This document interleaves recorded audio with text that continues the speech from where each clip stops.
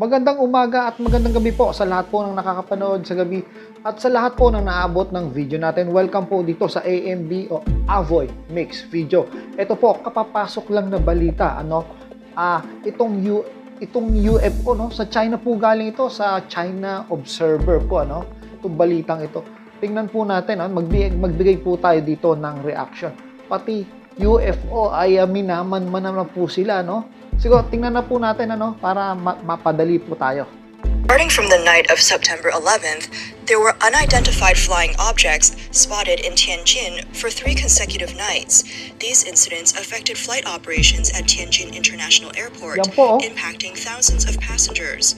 According to China's official statement, these were drone intrusions. However, many people doubt this explanation, questioning if these objects were UFOs as drones usually cannot fly for 10 hours. The incident on the night of September 11th at Tianjin Binhai Airport has been dubbed the Tianjin 9/11 incident.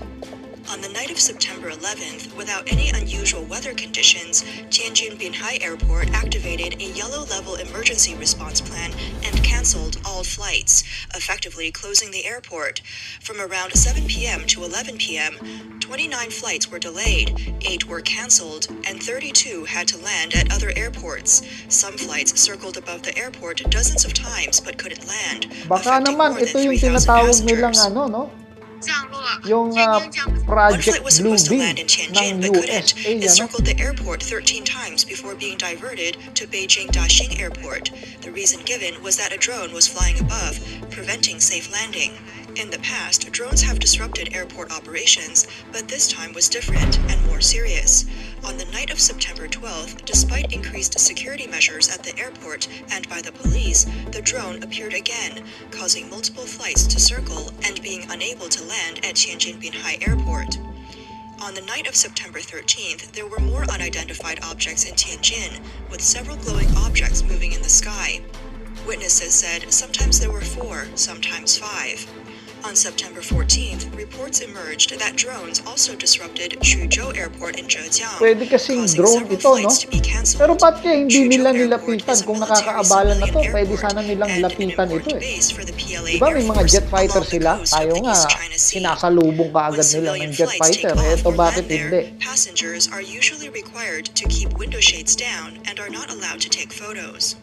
In the early morning of September 14th at 5:25 a.m., residents in multiple areas of Beijing saw a large glowing object in the sky, rotating over a wide area. What's flying over here? Just now there was only 1, but now there are 3. What is this thing? On the evening of September 14th at 6 p.m., a Beijing resident captured footage of an unidentified flying object moving from east to west. Initially, it appeared as a misty light with a large halo on the east side. It made no sound and gradually dispersed into 3 glowing spheres. Another person near the North 5th Ring Road in Beijing also saw a mysterious halo in the sky.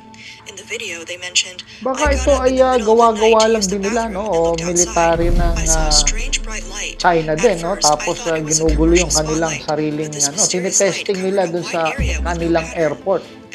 Tapos susunod, ganun ang gagawin nila sa mga airport ng kalaban. One person commented, "Last night it was as So bright as daylight sinusubukan nila outside my yung home. kanilang The technology sky was sa full of kanilang dark sariling clouds. bansa, How could it be so bright Para like it nga was 6 naman walang p.m.? issue It's sa really mga strange." katabing bansa. Footage showed the sky over Beijing filled with glowing objects, Tapos sasabihin raising nila parang curiosity about what these UFO. glowing entities could be. Regarding the incident at Tianjin Airport, the strange thing is that the supposed drones faced almost no effective countermeasures. Drone jamming guns, usually regarded as airport defenders, seemed useless this time. Many questioned why these drones weren't just shot down. How could a small civilian drone cause Tianjin Airport to close for nearly 10 hours? In 2022, a drone also appeared over Shenyang Airport, but the airport staff quickly brought it down in just a few minutes, with no major impact on flights. With China's surveillance technology, finding the person behind the drone isn't supposed to be difficult, so why did these incidents continue for several days? The videos online showed various shapes of these unidentified flying objects. Bakit kaya sa kanila lang nangyayari yan, no? Madalas sa kanila eh. Some had flashing lights, and others had visible fire engines. Many people doubted the official explanation that they were merely drones. They raised several questions. First, civilian drones usually have a maximum flight time of around 30 Ang galing, minutes ano? and a flight altitude limit of 500 meters. The drones over the Tianjin airport far exceeded these capabilities in terms of endurance, speed, and altitude. Second, airports have electronic fencing technology, preventing drones from taking off near the area. Civilian drones come with pre-programmed no-fly zones, making it impossible for operators to fly them into such areas. Third, airports have devices to interfere with drone signals. Once detected, a drone should be intercepted or shot down by electronic jamming guns. For these reasons, many found it hard to believe that they were just regular drones. Civilian drones are small and light, but if they collide with a plane in flight, it can lead to a fatal accident. That's why Take drones note are po, banned around airports. Itong Some balitang analysts ito believe that galing this mismo incident sa was a China, no? deliberate Kaya nga intrusion. nakalagay, A China social media Observer. user named So Captain itong video Shinhai nito shared ay details, China stating that Observer special po ito. police deployed radar and jamming vehicles but couldn't suppress the invading drones. So far, no suspected drone operators have been caught. Not only did these drones fly in restricted airspace, but they also ignored all countermeasures as if toying with the Kailan lang airport. nangyari ito They eh? first appeared around 7 p.m. on September 11th, forcing the airport to shut down. At 10:20 p.m., the airport announced that neither visual nor radar observations detected any drones, allowing flights to resume after 40 minutes per regulations. However, around 11 p.m., drones reappeared on the east side of the airport. This caused the airport to remain closed until 6 a.m. the next day, totaling around 10 hours. This incident is far from simple. These drones flew in a no-fly zone and defied all jamming equipment, with a single battery usually lasting around 30 minutes, yet they persisted for 3 hours. On the night of September 12th, they returned despite the Kung totoo police itong being on balitang high ito alert. ay This suggests a deliberate provocation good luck na lang rather sa than an China, no? accidental Pati intrusion. UFO kalaban These nila. drones must have been modified to counter the Minaman-manan airport's various sila eh. defense measures. Captain Shinhai speculates that the drones in Tianjin might be the new wired control drones recently seen on the Russia-Ukraine So battlefield. hanggang dito na lang po putulin natin itong balitang ito, no? Kasi mini-maintain natin yung oras na natin na nasa maikli lamang o 8 minutes kasi po para hindi po tayo nakakaabala sa inyong panonood, so, para marami pa kayong mapanood. So itong balitang ito ay kailangan imbestigahan kung ito ba ay may katotohanan o isang pambablap lamang para sa tumalbog o mawala yung issue dun sa West Philippine Sea o sa iba pa nilang kalaban. Alam niyo naman ng China, parami ng parami yung kalaban.